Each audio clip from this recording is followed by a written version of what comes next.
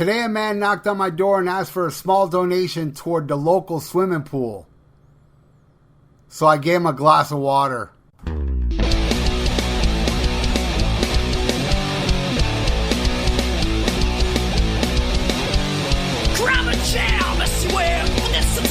my podcast. This guy's insane and rock your brain. It's just a song. It's the year of Vault.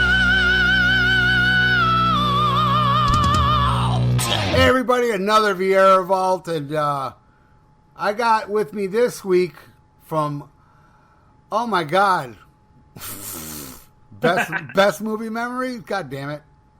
Well, actually, you're close. The goddamn it help. It's damn good movie memories. Damn good movie memories. I love that podcast. Share it as much as I can. The great Brian Davis. How you doing, Brian? Thank you so much, Ralph. It's great to be back. Oh. This is the Vieira Vault, actually my home away from home. I've been on your podcast a ton. Yeah. Whether it be we did the Armored Saint discussion, we also did with Ian. We did our least favorite and our favorite movie sequels, which was a lot of fun. Yeah, that was fun. I believe that was like a 6-hour discussion.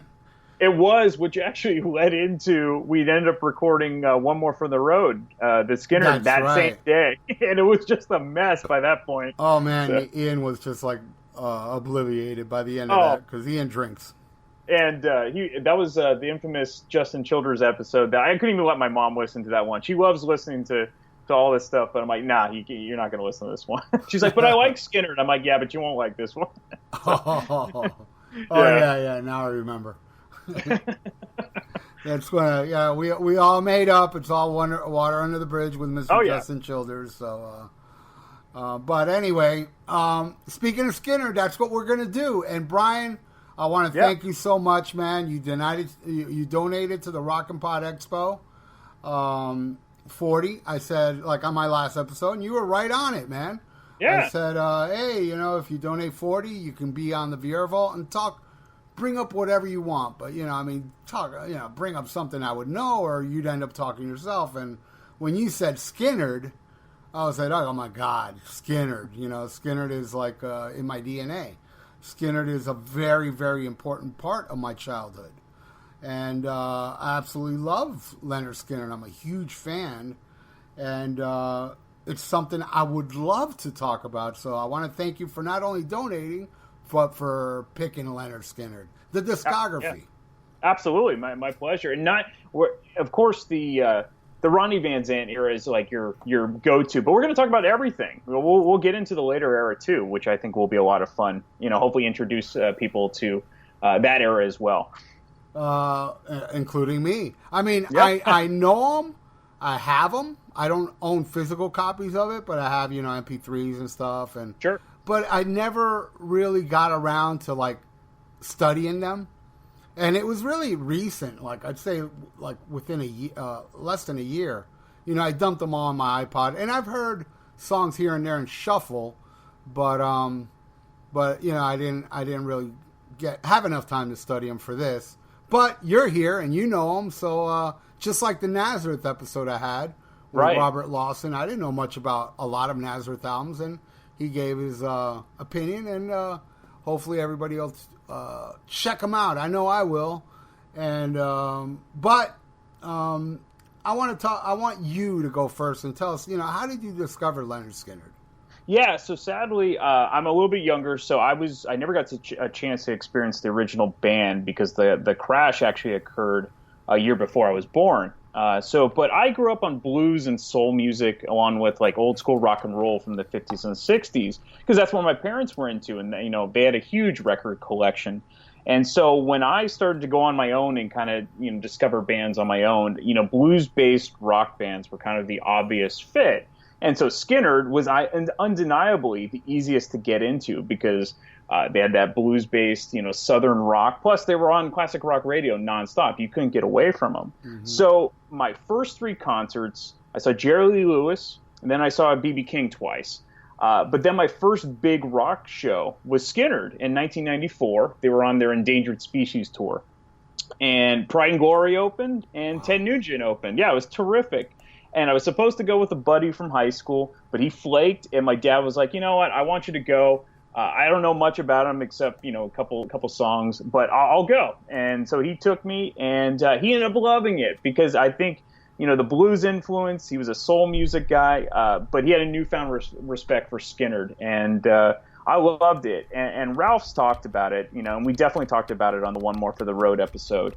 But Ronnie Van Zant was one of the greatest lyricists in rock music history. He's right up there with Bon Scott, and he is the pinnacle of what great lyrics should be, not just rock lyrics, but lyrics. And you put Ronnie Van Zant's lyrics together with amazing music, and there's a reason why the original Skynyrd lineup and their albums are legendary, and they still live on today. And so, when I was getting into, other music, and I was in, I went to school in the early 1990s, that's when grunge was hitting. But my buddies and I were into bands from the 70s, because to us, they were like new artists. And so whether it be Skynyrd or AC/DC or Sabbath, Zeppelin, Creedence, many others, I was convinced we were born 20 years too late. So, yeah. That's why great music is timeless, and Skynyrd is absolutely timeless, and I can't get enough. I still listen to them like they're a new band today. Well, that's amazing, dude. And I mean, there's something about the '70s, man. And being like an old dude, I lived it. I was born in '65, so I was born at perfect time because my first memories were really like '69, '70, and from then on. Mm-hmm. And everything about the '70s, TV, movies, music, it was just all so epically amazing that looking back now, all the greatest stuff came from the 70s. I mean, yes, there's people that were born later and they can't identify, but then there's people like you that do realize that, and plus you're like a movie expert, so you know how the movies were in the 70s, and that's, before my love for music, that's all I did was go to movies. I was a movie buff in the 70s, and then music, kind of replaced that. But I was going to theaters at the right time, all the epics, Jaws, Star Wars, Foul Play, Godfather, Exorcist, all that shit I saw in the theater, as a little kid. And but Skynyrd, the way I got into Lynyrd Skynyrd was I was at the age of, let me think, 8 years old. My family moved to Florida, and we moved to a town called Hialeah. Now, Hialeah back then was a melting pot. It was like every, ethnicity you can think of lived in this little town. But a majority of the people that lived in Hialeah were, lack of a better term, rednecks.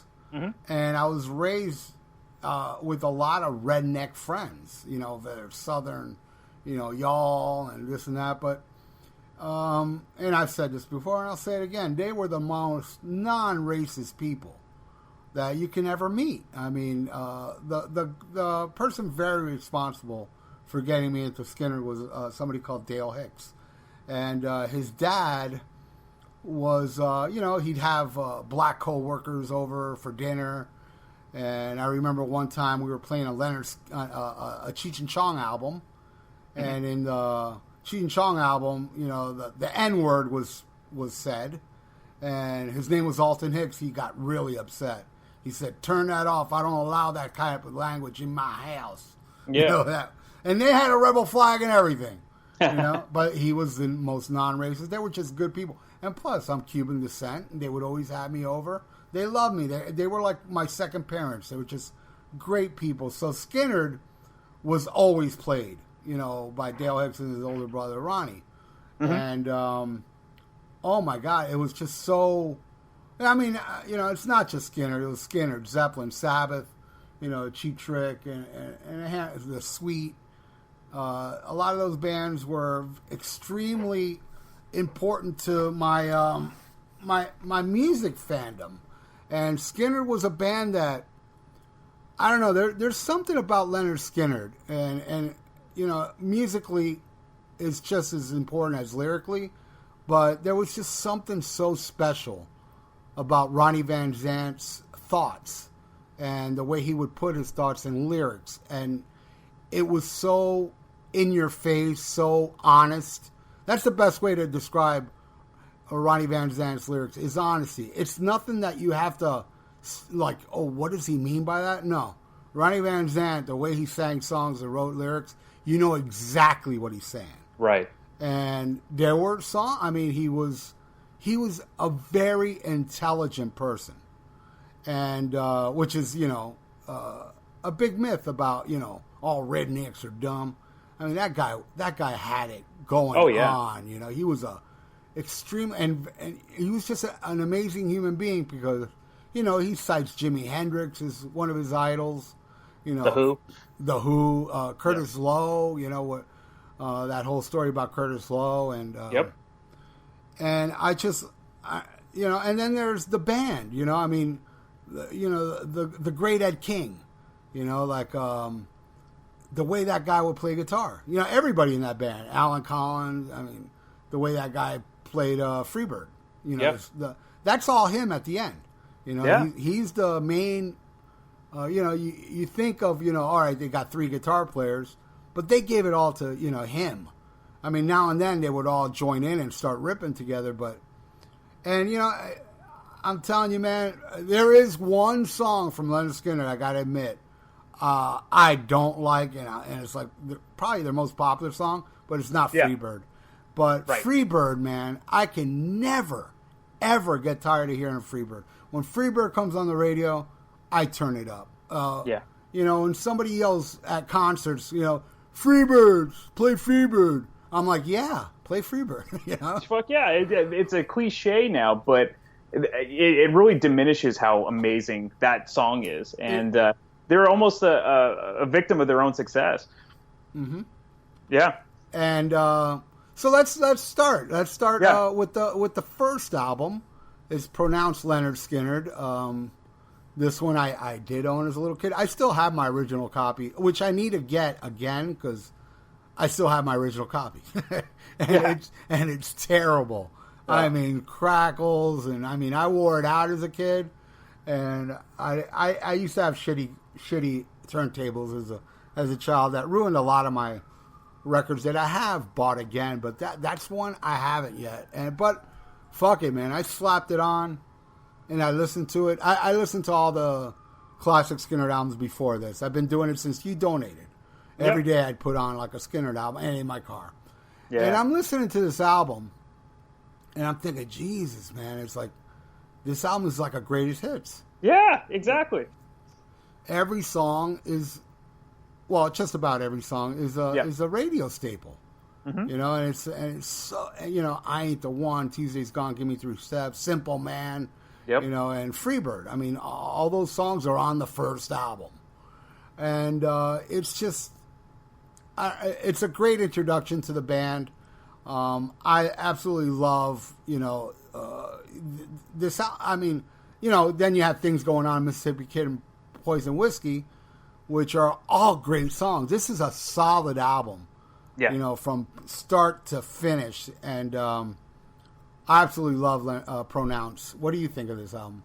Yeah, you pretty much said a lot of what I was going to say. I'm always shocked when people mention their list of top album debuts and they forget about this one because maybe it's because of the scrapped original album that was released later. Maybe it's because the second album is just as amazing. Wait. Hold on a second. Sure. Explain that to me. I'm not aware of this. Well, it's not scrapped, but like the original demo album. So like, the one Skynyrd's First and Last.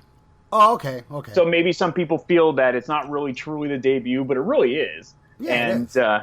And I think also the second album, like Second Helping, I think that also people jump to that one and kind of forget how great, the original debut was. And as you were saying in the 70s, people were releasing albums like sometimes twice a year, sometimes, at least once a year. Yeah. So I think just having this, rapid fire releases that were all amazing. I think sometimes this one they forget about, But in any case, any album that includes Tuesday's Gone, Simple Man, and Freebird, how is that not a classic? How can not even be considered as one of the greatest ever?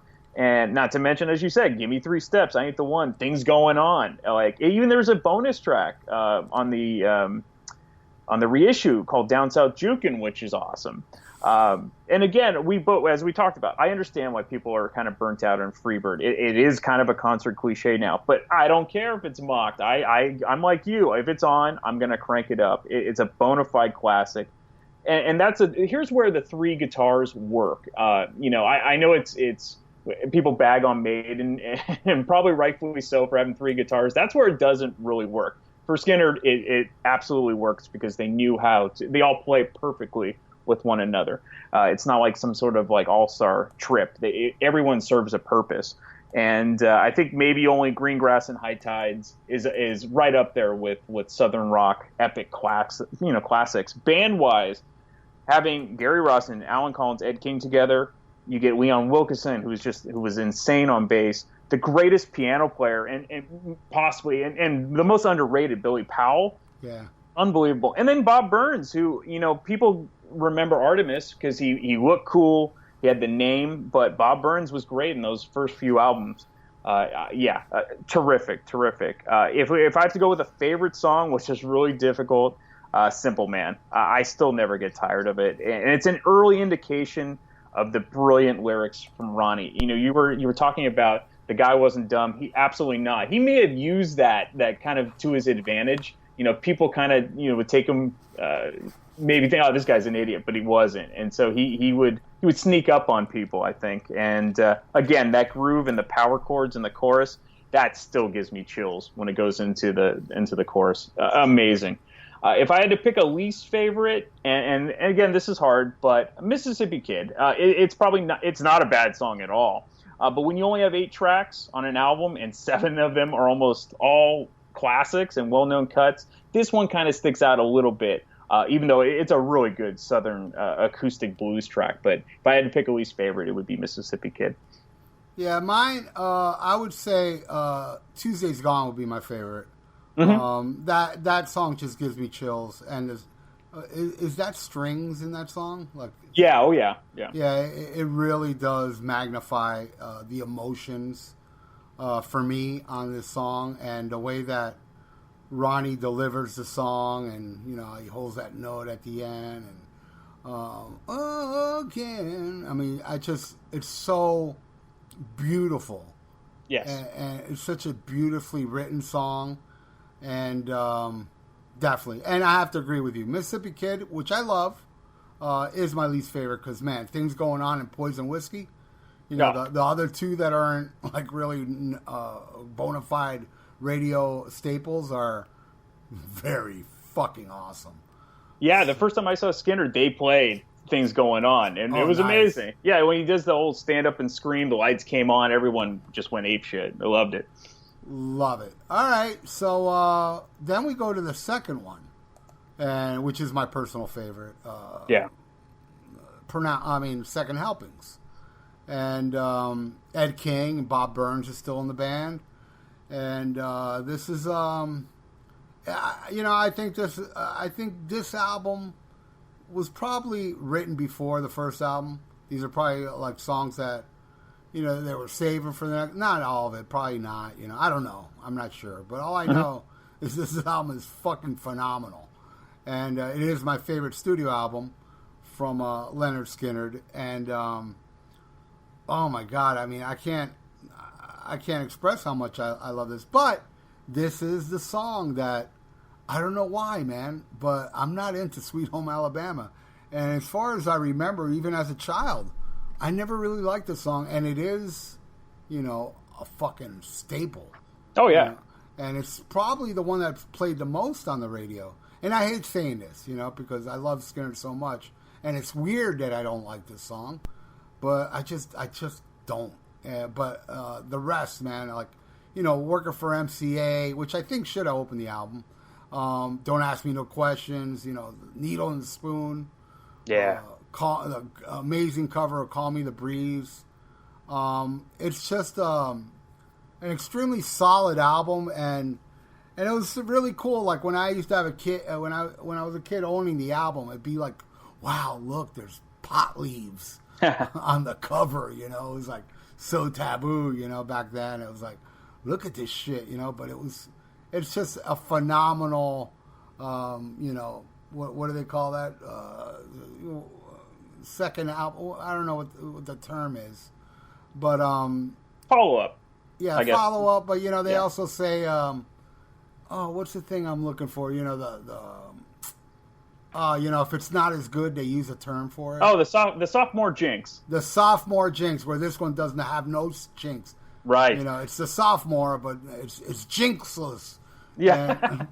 But Jesus, I like this. I love this fucking album, and this is the one where I was listening to, and me, I'm very honest about everything, and I'll talk about what song it was because it is my favorite song on the album.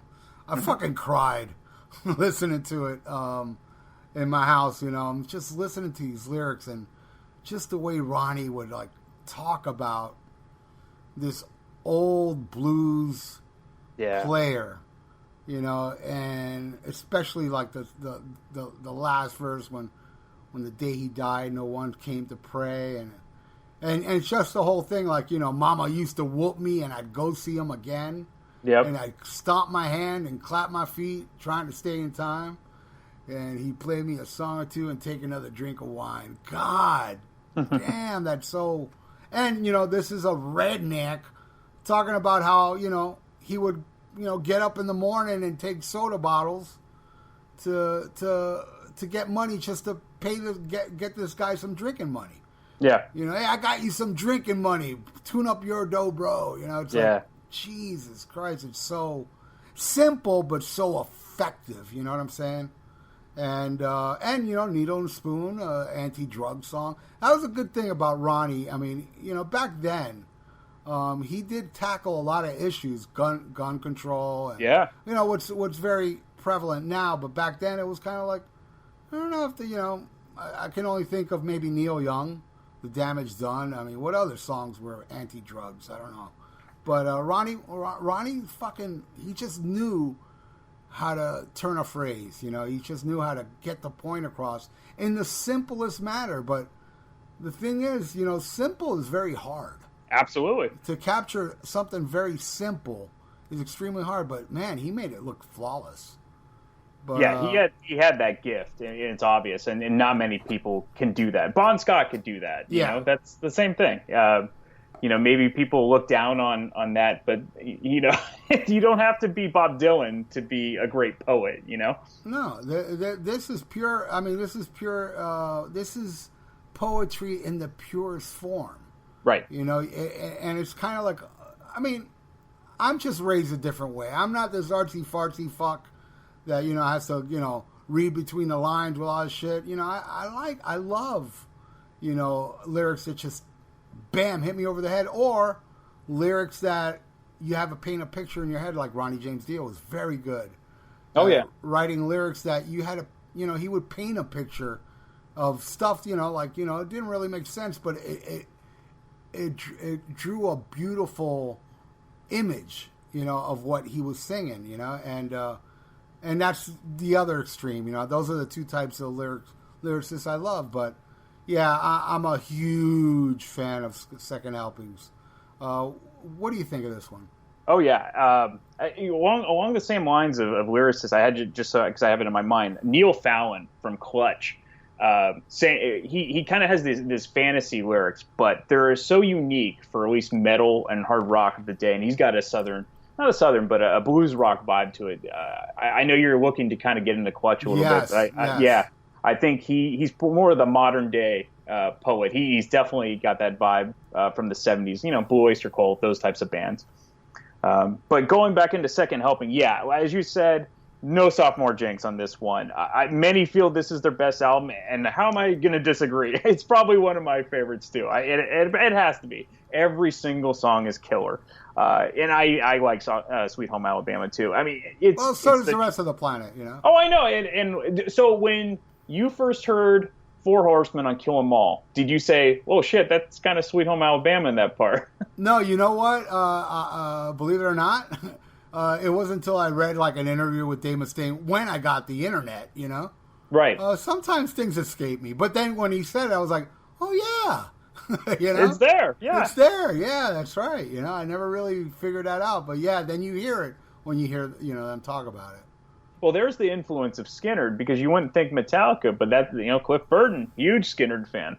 So, and you would mention Neil Young. There's a definite Neil Young tie. If I think super fans know this, but if you're a casual Skynyrd fan, Sweet Home Alabama was basically a response from Ronnie Van Zant, who was a big Neil Young fan, about Neil Young's song Alabama and Southern Man. It was 2 songs. Yeah, it's 2 songs. Okay, I always thought it was just Southern Man. Yeah, and but from what I read, this whole feud, it wasn't as deep as the press made it out to be. Right. They were both fans of each other, and of course, Rodney Van Zant even wore a Neil Young shirt on the cover of the Street Survivors album. So yeah, I believe. Correct me if I'm wrong, but I believe he even wore that shirt when they played Day on the Green. Yes, Did it's he? on one of those the videos or the live film, I believe. Right, the film Freebird. Yeah, exactly. Exactly. Love it. I gotta watch that. I haven't seen that in a bit. So good. Yeah. So while Sweet Home Alabama gets the casual fan praise, and look, rightfully so, the entire album is pretty much a textbook example of perfect Southern rock. Even like I Need You, one of my favorite deep cuts ever recorded by the band. It's like modern blues done right, and it has the soul that only a band like Skynyrd, maybe the Allman Brothers, could pull off. And again, every single song is awesome, and except maybe I Need You. It was like a live staple. You mentioned the Ballad of Curtis Lowe. It's amazing. It's just another example of Ronnie Van Zant's talent. It's kind of it's a mesh of a bunch of blues guys. It's not just one guy. So it's a little bit of Robert Johnson, and to tie in an next member. Part of the song is about Ricky Medlock's grandfather, Shorty. So the lyric about playing an old dope bro over his knee, that was actually Shorty Medlock, who was actually used to play for Ronnie, not as a kid, but when Ricky was in the band, Shorty Medlock would actually play. So that's definitely about Ricky Medlock's grandfather. Oh, okay. So there was no Curtis Lowe? No, it's a combination of a bunch. It's a story, and he came up with this, and it's a bunch of old blues guys and people that he used to know. Obviously not Robert Johnson. Robert Johnson, was alive in the 20s, but it's a little bit of that. It's a little bit of Shorty Medlock. It's a little bit of a lot of guys he knew when he was growing up. So convincing. I thought Curtis Lowe was a real person. So a lot of people did too, and but no, like looking back into it, it's a little bit of everything, and that just shows the brilliance of Ronnie Van Zant. You would think it was, but sadly, the original lineup only played this song live once, and but I think.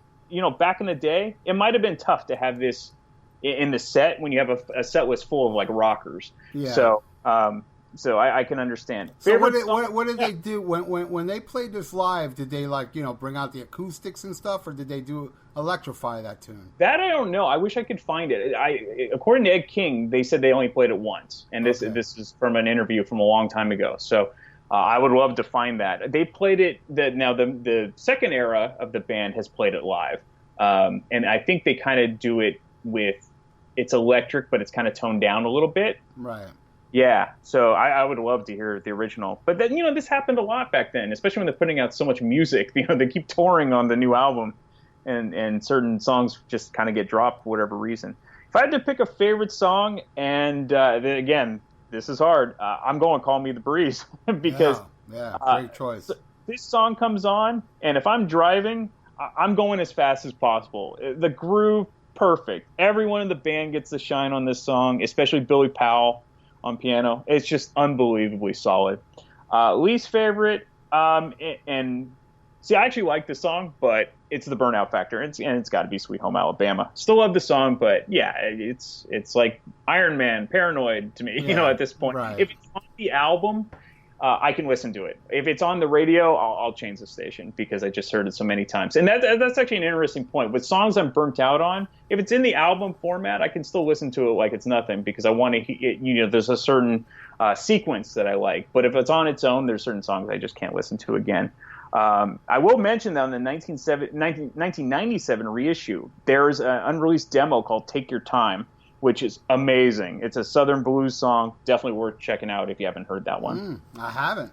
So I definitely got to look into it. I don't own none of these, all those CDs. I bought the whole Skynyrd discography on vinyl, then CD, but I'm talking like in the 80s. before there were these bonus reissues and shit like that. So, Right. take your time. Okay, I'll definitely look into that.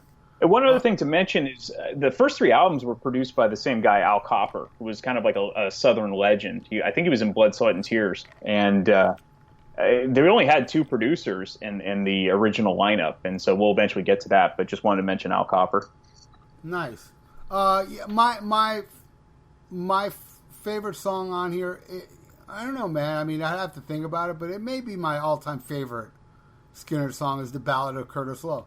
If a song makes me cry, forget it. It's shooting up to the top, And now obviously my least favorite is Sweet Home Alabama, which doesn't really have much to do about Burnout Factor.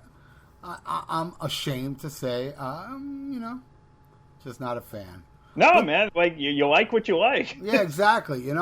But I do admit I shouldn't be like this about this band. I mean, it is a Skynyrd song. It has the Skynyrd flair. It has the Ronnie like getting right to the point. And Birmingham, they love the governor. Boo, boo, boo. Yeah. It's a little sarcasm there, and yeah, of course, if you don't know much about Skynyrd's history, and you hear him saying,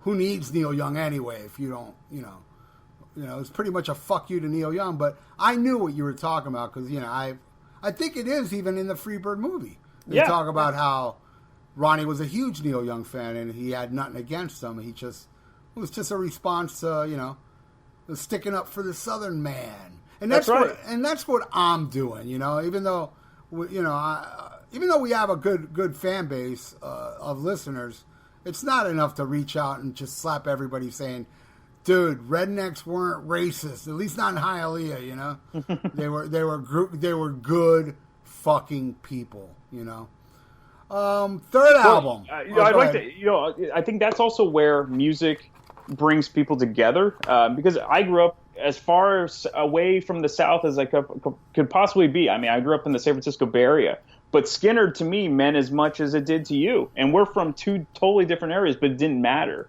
That's good music is good music. A message that resonates with everyone is truly powerful. And so whether Ronnie grew up in South Florida or it doesn't matter. It hit someone that lived in California, and I think that's how great their music is and how good music can tie everything together. Oh yeah, and even like I wish I knew his name, but I know a lot of people out there are not really big fan of reaction videos, but there's this guy, man, this hip hop dude that does reaction videos that I can't stop watching him. Yeah, but, I admit I don't really watch him review hip hop stuff, but man, he reviewed like Simple Man. And, his name is No Life Shack. That's his name. If you want to look him up, he reviews like some metal, Judas Priest and stuff like that. But he reviewed Freebird, Simple Man, and you got to see this guy how it really touched him. And this is a hip hop guy, and he's like, God damn, man, Mama told me, and he would stop the song, going, man, that's deep. Yeah. Oh man, and it's pretty much. I mean, he reviews Simple Man is pretty much like not even like a heavy. It lends more toward country music, absolutely, than it does Southern rock, and it still hit a nerve with him, which shows, man, from like where you're from. I mean, were you born and raised in San Jose? No, I was born closer to San Francisco, in a suburb outside of San Francisco. Yeah, and see, I mean, your place doesn't really scream Dukes of Hazzard, Not at all. Not at all. And it hits you. Yeah. So it's not a regional thing, even though it is very much a regional band. Yeah. But it's just there's just something about Lynyrd Skynyrd that if you give it a chance, it's universal. Unless, I mean, I do admit there are people with no soul, that won't get this. Right. There's people that suck that will never understand the greatness. You think of country bumpkin, this and that. It was much deeper than that. But you have to go in deep you have to really analyze Lynyrd Skynyrd to realize, how amazing this band was. This was not a country bumpkin band, even though they were raised, in Jacksonville, Florida. Yeah. Back then, where it was like, really poor living, and like, just to go back on some of their history, they pretty much wrote all their songs in a little shack with no AC in Florida, sweating their ass off, and Ronnie was known to whip the band in shape. Ronnie was the leader, man. And he made them super fucking tight. And he wasn't fucking around. He was a man on a mission. And he was not about to give up. And he really did. That guy is a fucking man, If ever there was a man. And like he describes him simple, man. Like, look, I was raised like my mom told me, and be careful with this, be careful with that. But what only really matters is in your soul, And, geez, I swear, dude, my fur is rising now talking about this guy because he means so much to me.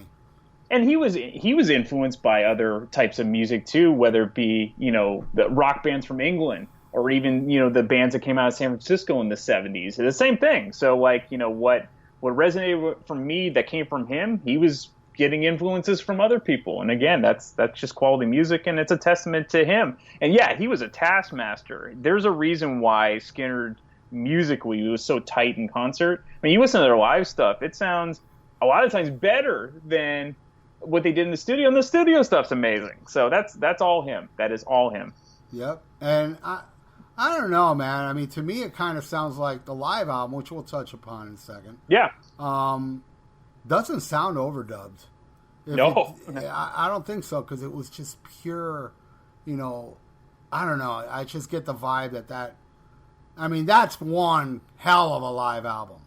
I think when we did our greatest live albums, that was number 2, up on my list, But anyway, the third album, Nothing Fancy. Now, man, this one was hard to find as a kid, but my friend Dale Hicks owned it, and it was so, for the 70s, to see, like, Billy Powell putting up the middle finger was like pretty much like, you might as well put a naked woman on the cover in the 70s, because it was so like, whoa, this ain't nothing fancy, And, again, one hell of a fucking album.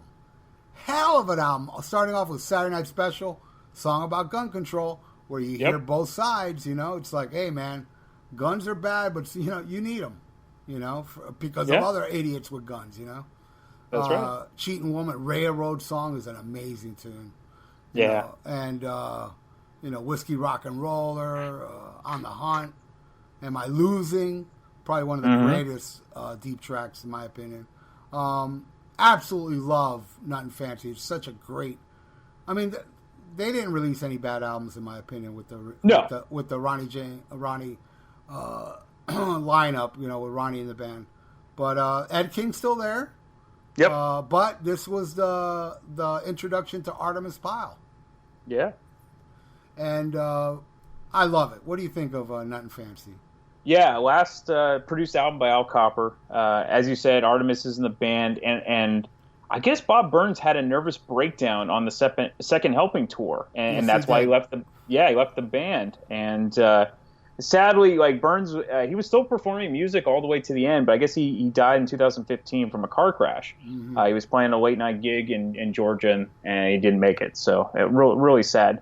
But, Nothing Fancy doesn't have, it's kind of ironic because it's a great album title, it doesn't really have the smash hits like Sweet Home Alabama or Freebird, but, you do have the amazing Saturday Night Special and On the Hunt. And I think this album displays a little more blues, a little more country than their previous albums, which sort of makes it kind of a forgotten gem. You get old school blues, Cheating Woman, almost bluegrass with Railroad Song. Yeah. Love the swampy vibe of I'm a Country Boy. As you said, an incredibly underrated ballad with Am I Losing? And then you kind of get more acoustic bluegrass with Made in the Shade. And then you get kind of like old school rock and roll with Whiskey a Rock and Roller. Yeah.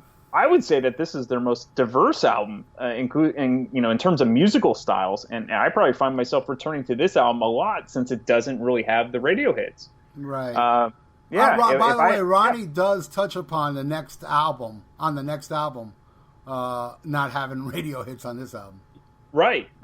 And I'd say my favorite it is the biggest hit, but Saturday Night Special. It is indeed special. It's amazing. I'd be lying or trying to be trendy if I picked anything else. As you said, it's a perfect description of not playing sides, painting a picture, and you decide what side you want to be on. But what a great storytelling from him. And then for my least favorite, Made in the Shade.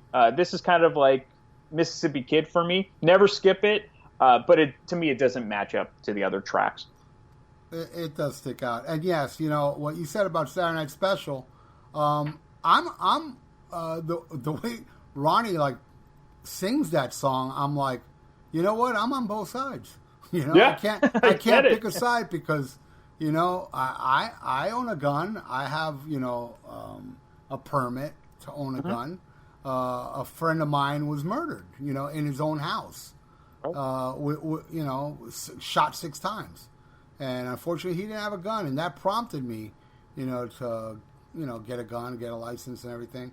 And but then there's this, we need guns.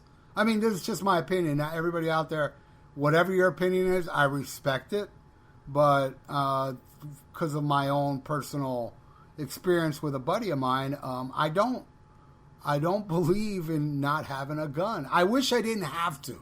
Let me put it that way. But unfortunately, we live in a society, as Ronnie says, that people get drunk and you need to protect yourself. So that's why I stand on both sides. I think guns. It would be nice to have illegal, but I don't believe in it because I need to protect myself. But my favorite song on here is On the Hunt. On the Hunt is such a, I don't know, it's just such a killer tune, and the subject matter, Ronnie being on the hunt for a woman, and I just love that, and I think it's dirty, and it doesn't really, it's another side of Skynyrd that we haven't seen yet, and I think they nailed it, and it's just. And a very underrated classic, but I'm very happy that they put it on double platinum, which was either my first or second Lynyrd Skynyrd album. I believe maybe the live one was my first one, but then I got double platinum, and that song, golden platinum. Golden platinum.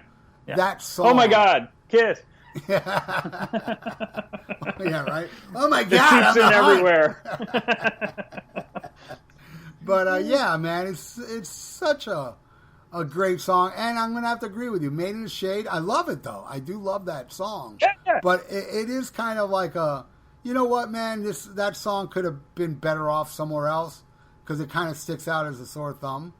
But it's fine. I would never skip it. I like it, but in the context of the actual album, I don't think Made in the Shade holds a candle to everything that surrounds it. So right.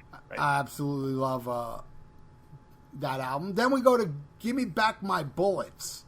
Yeah. And again, what I was just talking about a second ago. It was of all people, Ian Wadley that brought to my attention that Give Me Back My Bullets is about, hey, give me back my hits. You had hits on the first album and the second album, then that one didn't have any hits.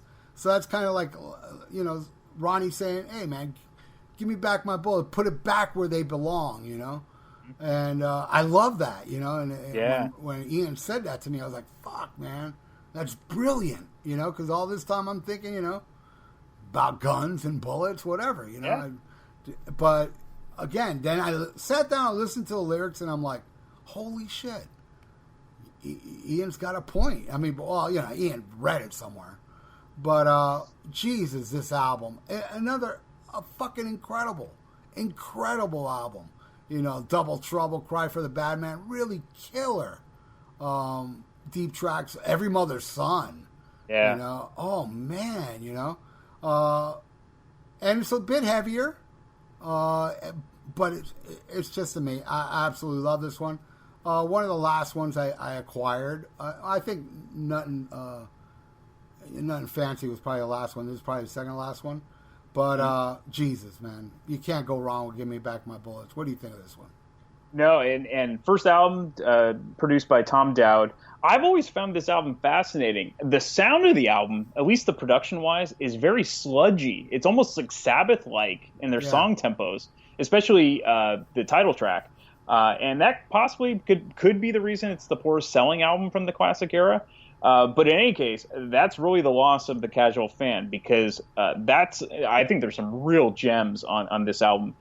This might be their most introspective album for the band. I mean, you can hear this on Every Mother's Son, Trust, Roll Gypsy Roll, Searchin', and All I Can Do Is Write About It. Amazing. Speaking of that, I adore this song. It's absolutely beautiful, and I think I actually like the alternate version on the box set that's acoustic a little bit better.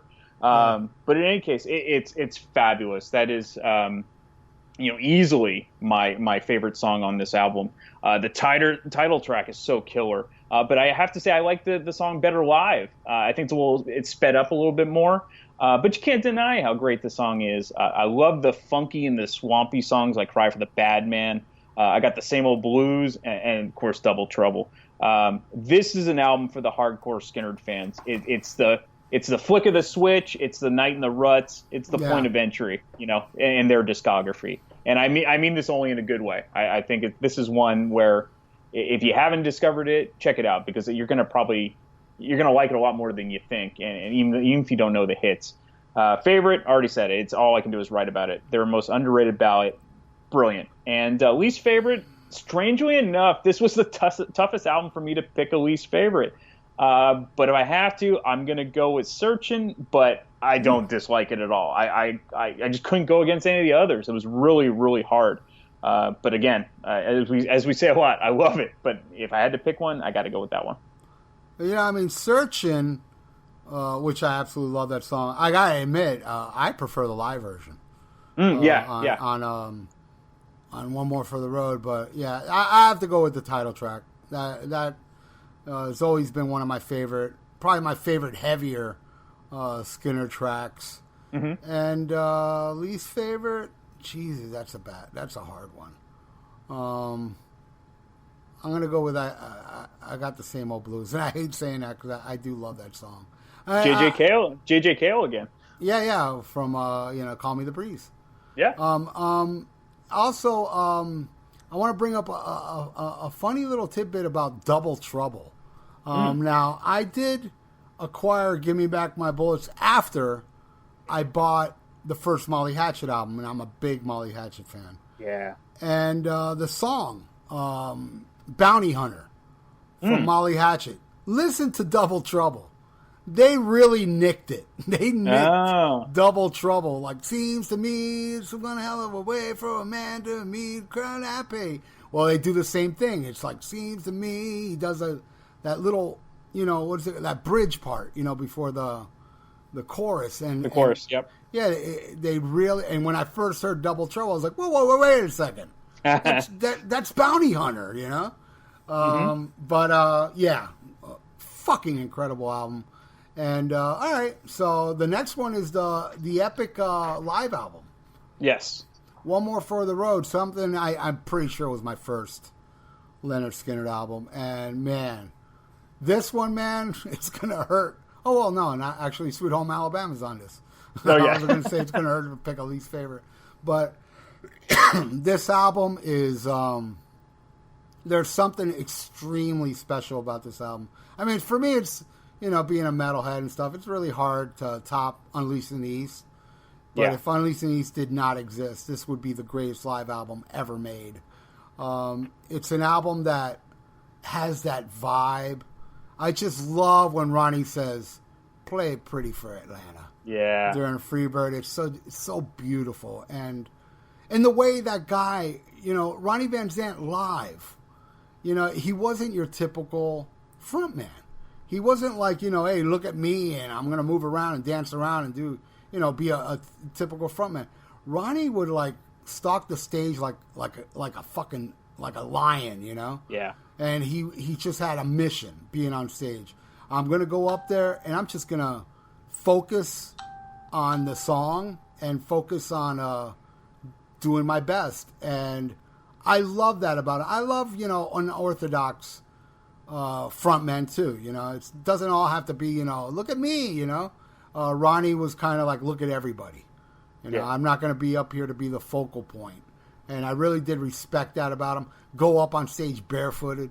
Yep. And you know, with his fucking with his 10-gallon hat. You know, I mean, the guy was just the shit. And this album, from the very first and to the last tune, it really does.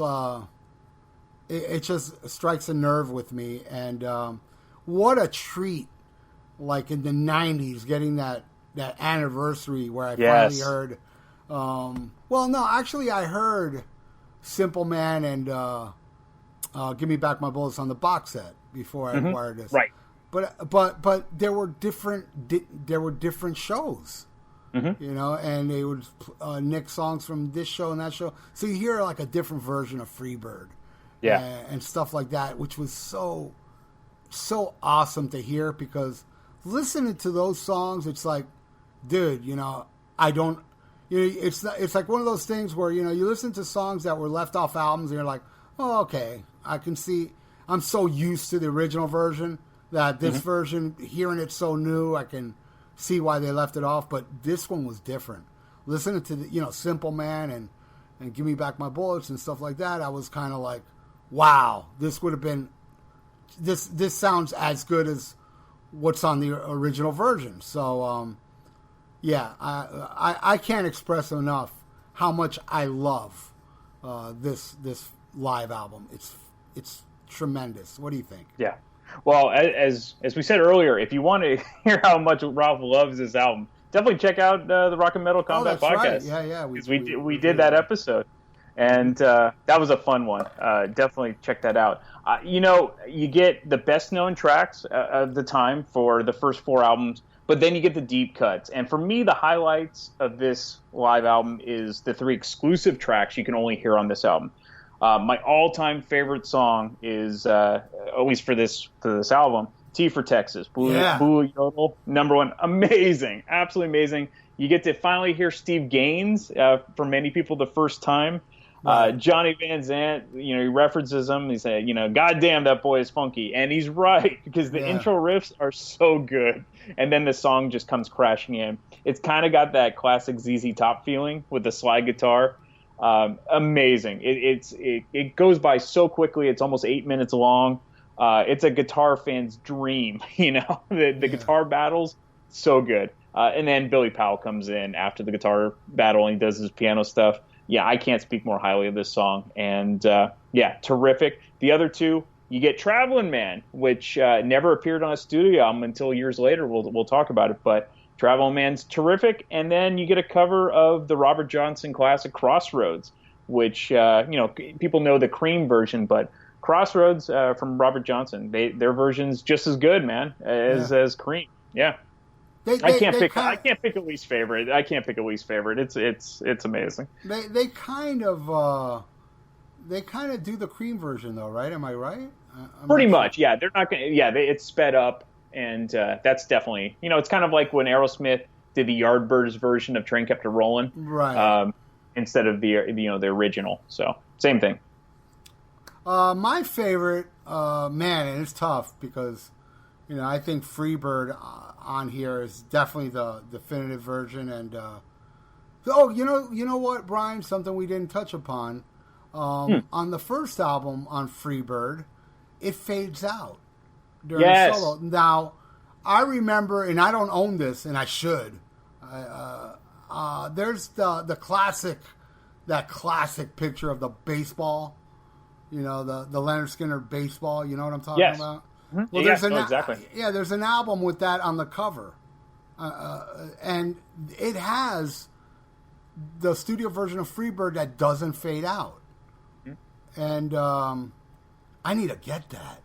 Yeah, because it's so cool to hear, like, you know, because, you know, that's why I've always preferred the live version, because it doesn't fade out and it goes all the way to the end. where they kind of remain kind of faithful a little bit to the full version on Pronounce, and I wish it would have been that way. I don't know why they would have faded it out, but it's good that there's a full version, because there's a lot of songs we all know. Like, I would love to hear a full version of "You Can't Kill Rock and Roll" and "Tonight" by Ozzy, because you hear Randy just going off, and he's like, "No, don't go away." Hopefully one day they'll release like the whole solo of that. But I wonder if it was because of the album, like the physical vinyl release, like they didn't want it to distort or something like that. I don't know what it could have been. Maybe you're right. Maybe it's because of the grooves on the album, and maybe it would have taken away some of the quality of the sound that they faded out. But and I remember the first time I heard Freebird, the full version was at a bar. Somebody played it in a jukebox. And, I'm there playing pool. I'll never forget it. I'm playing pool. This is like, I don't know, like maybe 88, 89, or maybe early 90s. And I hear this, and I'm like, whoa, wait, what the fuck? This is the full version. It's always faded out. So I walked up to the jukebox, and I saw the baseball. And I said, wow. But I do have it as far as like an MP3, but I need to score that. But like I was saying, it's tough to pick over Freebird, but there's something about the live version of Needle and Spoon that really just... And Traveling Man, too, is like so good on this album. It's Searching. I mean, everything. Everything's great. But yeah, Sweet Home Alabama. yeah, that's it, yeah. I just don't like the song, so that's why it would be my least favorite. All right, next album. The final album with the classic Lynyrd Skynyrd from the 70s, Street Survivors. Wow, this, I don't know, man. Maybe my third favorite right after the first two. Yeah, me too. I think this album was, wow, like, they really, like, they're like, all right, we're going to write some hits. We need to do something like, drastic here because, Give Me Back My Bullets didn't do well. I mean, you're more an expert than me, believe it or not, even though I was into them way longer than you, Brian. But I'm sure the live album did really well, didn't it? I believe it did. That helped. And as you said, I think Steve Gaines' songwriting, he had a certain knack for writing not commercial hits, but there's a catchiness to it. And I think Steve Gaines joining the band really helped them. Yeah. And one thing we forgot to talk about was Give Me Back My Bullets was the first album without three guitar players. Am I correct? I believe so. It was just Rustin and Collins. Yeah. So this one, I remember before the plane crash, What's Your Name was a staple. It was played a lot on the radio. My brother went and saw this tour. It was one of the last shows. I don't think it was the last one, but it maybe the second to last. Wow. And I'll never forget being in my parents' car, listening to the radio and hearing the commercial. Are you a street survivor? Lynyrd Skynyrd live at the Hollywood Sportatorium, blah, blah. I remember that vividly, man, hearing that commercial. So I do remember Skynyrd when they were alive. I mean, I was already into them, but I didn't own all their shit. I probably had... Yeah, because you know what? I did have the live album, now that I think about it, because the Platinum album I bought where... that was my second album, and we know they passed away.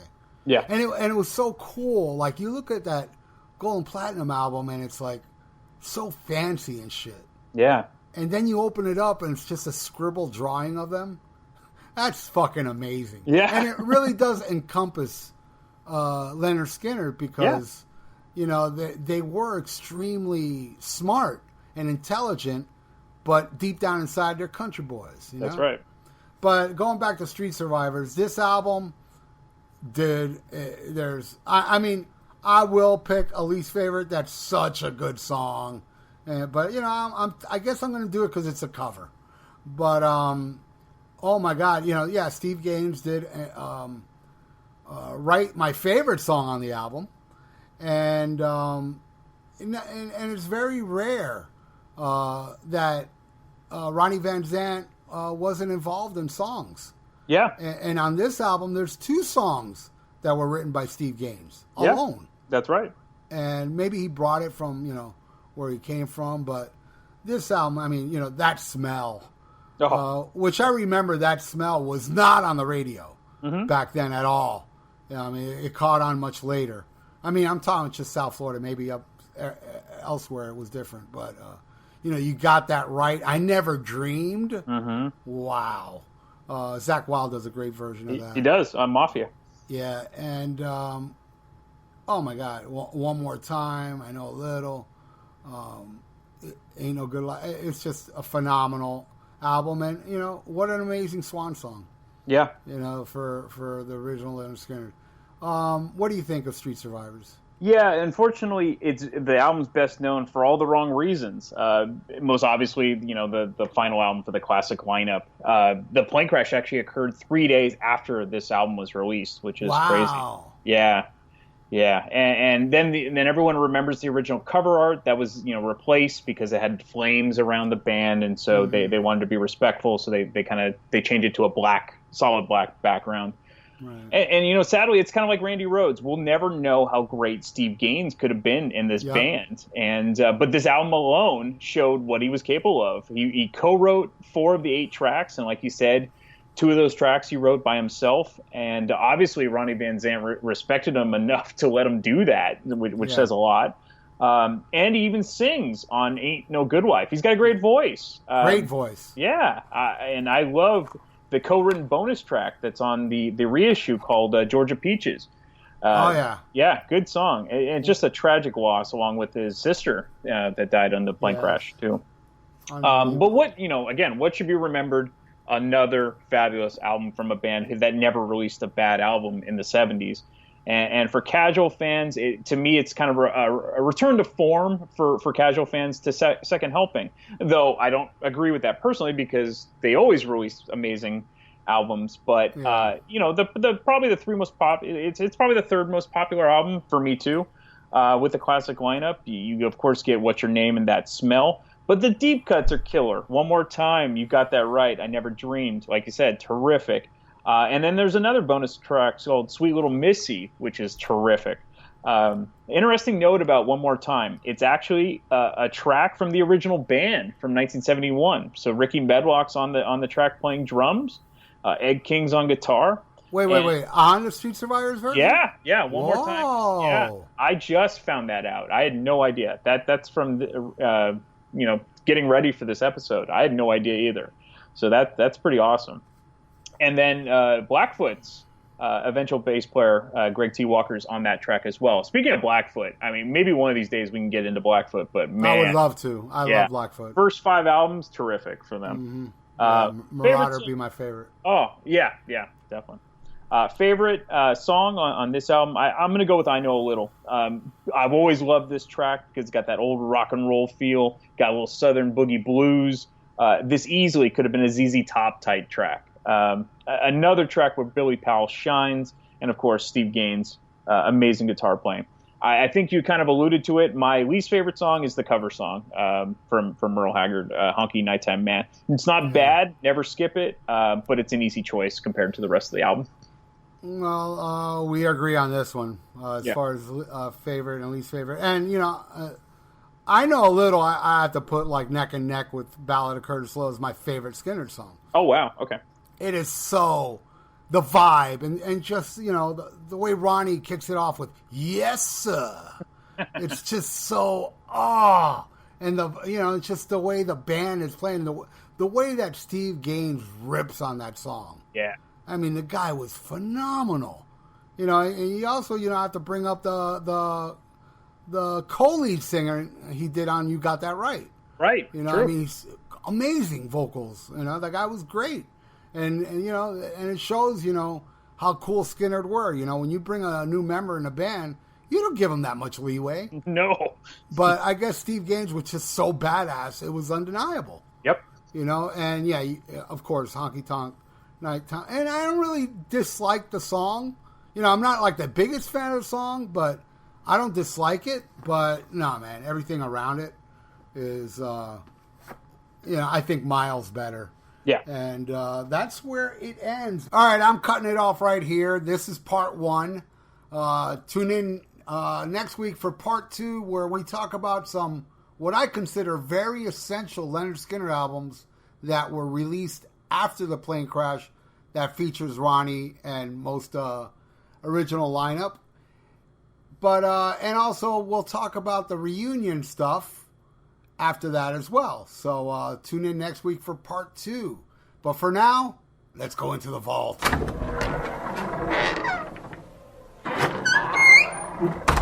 Woo! Back in the vault.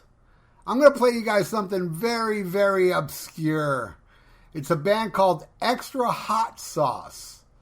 And the album's called Taco of Death. And it features Dan Lilliker on bass. Dan Lilliker, some of you might know, is from the first Anthrax album, Fistful of Metal. He was in SOD, Nuclear Assault, Brutal Truth, and an assortment of other bands.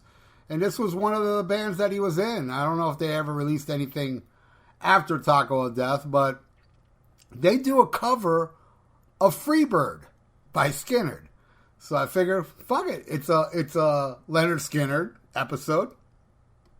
Here's an obscure-ass cover, a weird-ass cover of Freebird by Extra Hot Sauce.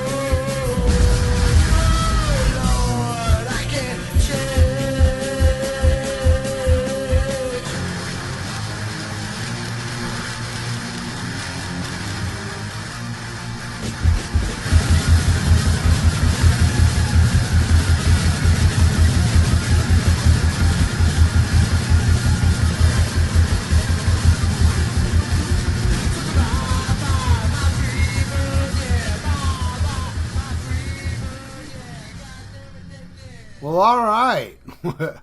That was bizarre.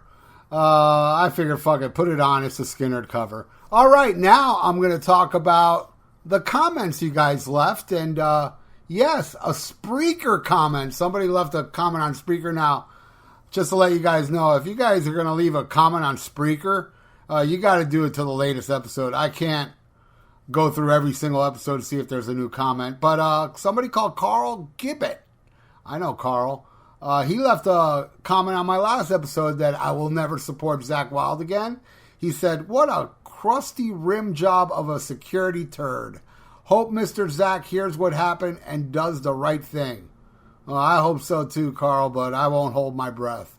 Thanks for the comment. Now, some YouTube comments. And this one's for the Mustaine one. This is Thomas Day saying, "Great podcast, great song, bro." That was, I believe, the Necromaniac song. And thank you, man. Angel Sin Midag. Oh, I don't know how to pronounce that last name. Mod Ignis. Vinnie Vincent. The Vinnie Vincent fuck haters at it again. Vinny is skink.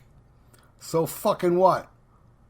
Whatever you hate him or love him. Alright, I don't know what that means. I think that was a dig at me, so fuck you. Roy Martin on the Vinnie Vincent. That's so dumb that they called you a drunk or addict. A drunk couldn't hold a full-time job plus 3 or 4 YouTube channels plus a podcast. Actually, 2 podcasts, Roy. Vinnie Vincent mixed with Kiss so well. His fingerprints all over Creature of the Night. Best songwriter and guitar-wise. Even more so on Lick It Up. Two of Kiss's greatest LPs. If he could have played nice with Gene and Paul and Eric, he would have made even more LPs. And even at the 2000 a month in pay and salary, he could have cleaned house in potential songwriting royalties. But no, he had to not sign his deal, hoping he could extort them after co-writing a bunch of good songs.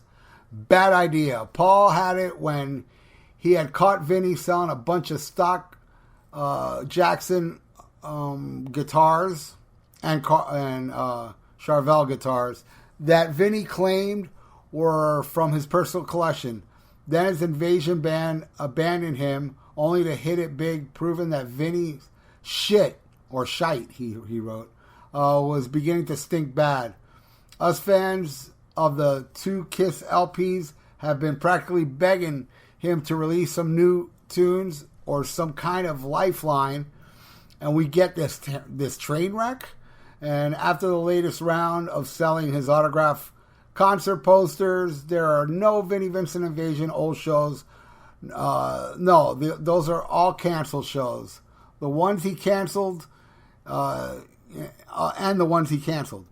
Dude, they're worthless. They're garbage. I can understand if you were a Beatles, if they were Beatles canceled shows. Worthless. I'm just a spectator to the train wreck from now on. Good point there, Roy. I have to agree with pretty much everything he said. On the Brandvold episode, this guy's called Plexigull. He wrote, I'm sure Michael could have done a decent karaoke performance of Shock Me. Great episode, great humor.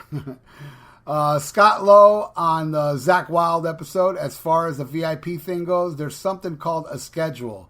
If you get there late, that's on you, seriously. Yeah, Scott, but they took care of her, so whatever. And for someone who was a huge fan, you couldn't even name off albums who the guy's name was. Which for some who was the disgruntled, you think you would definitely want to remember that. I'm not that much of a nerd, Scott. Sorry. Let it go if you're a real fan. On Dime's last tour with Damage Plan in San Francisco about 2 weeks before the tragedy, Zach was there.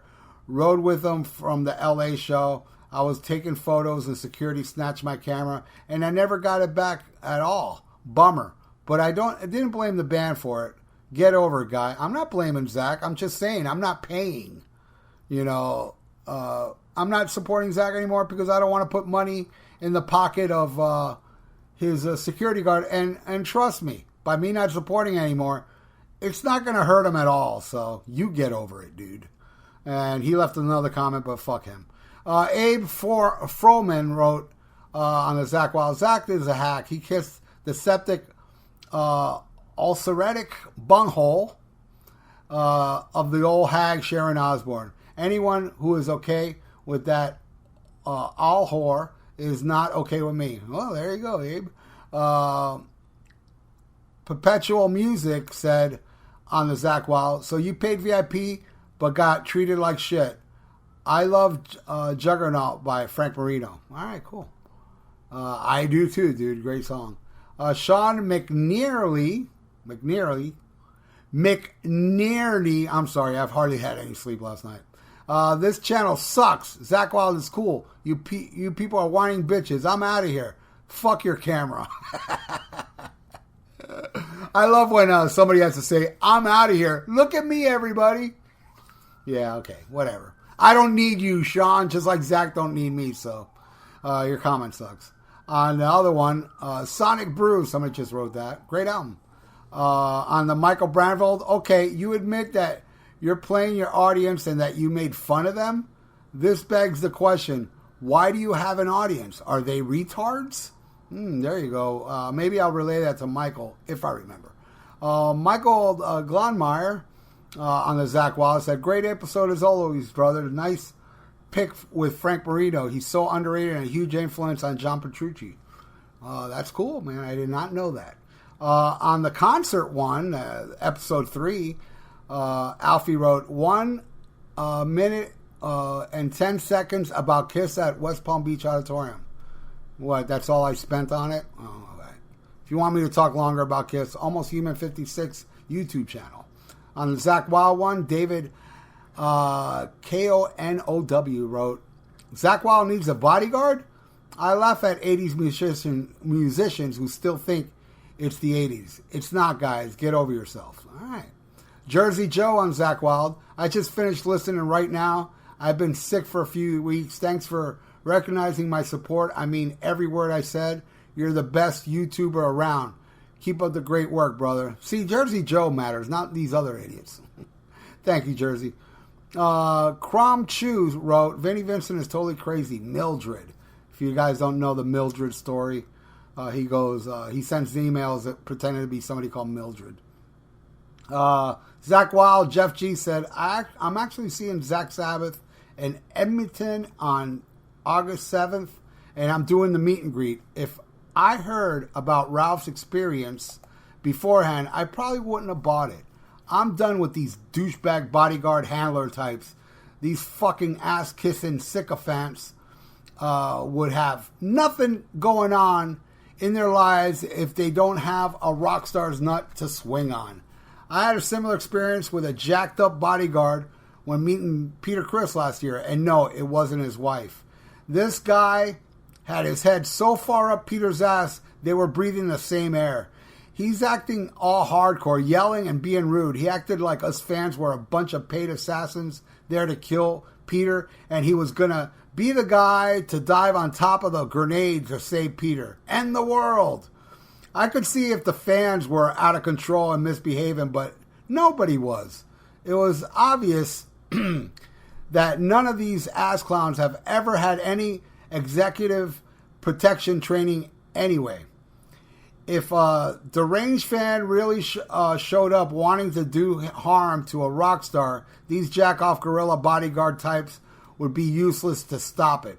Anyway, I hope this asshole Ralph dealt with isn't in Zach's organization anymore. I want to have a good time at the show next month and not have to worry about somebody giving me grief over nothing. I will keep my camera in my pocket. Thanks for the heads up. All right, cool. Hey, man, that was really cool, Jeff. Thanks for that. That comment. That comment was pretty cool. Another one for the Zach Wild. This guy's name is FOU and then Q, so it's fuck you. Donating tomorrow once I get home to both. Also, this one dislike is from the security guard. Yeah, I guess somebody disliked this video. Whatever. Dude, fuck you. Thank you. Thank you for donating, man. I appreciate it. For the Mustaine episode, Stan wrote, man, these last names, I'm sorry, man. And I'm half awake here, so. His name is Stan. I always liked Dave Mustaine. He got a wicked set of vocal cords, and I'm glad he plays Dean guitars rather than the sucky Gibson who are trying to sue every guitar manufacturer for allegedly copying their design. If Gibson wants to act like a schoolyard bully, Martin has every right to sue Gibson for copying the dreadful acoustic, the Dreadnought acoustic guitar design. And Martin would win, hands down. But let's get back to Dave.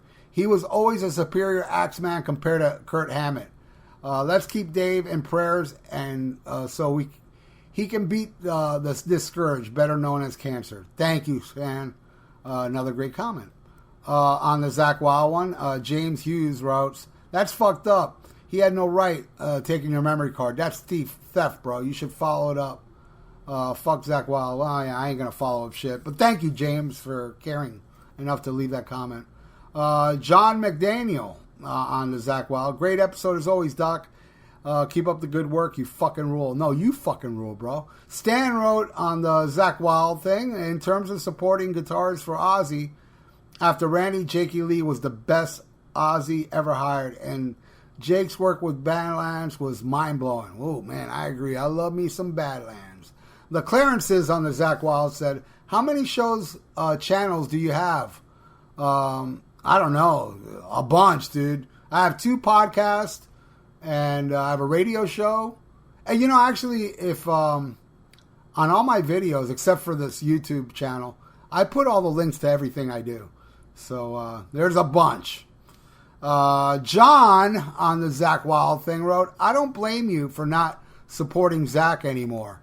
I also love his guitar playing, but the only studio album I love with him playing is Ozzy's No Rest for the Wicked and No More Tears in Osmosis. I also love all the live albums, just like Just Say Ozzy, Live and Loud, and Live in Budokan.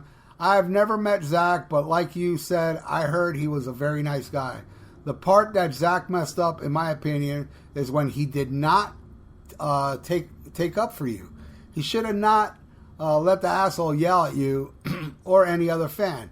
That asshole works for Zach, so Zach could have easily said, don't treat any fans like that ever again.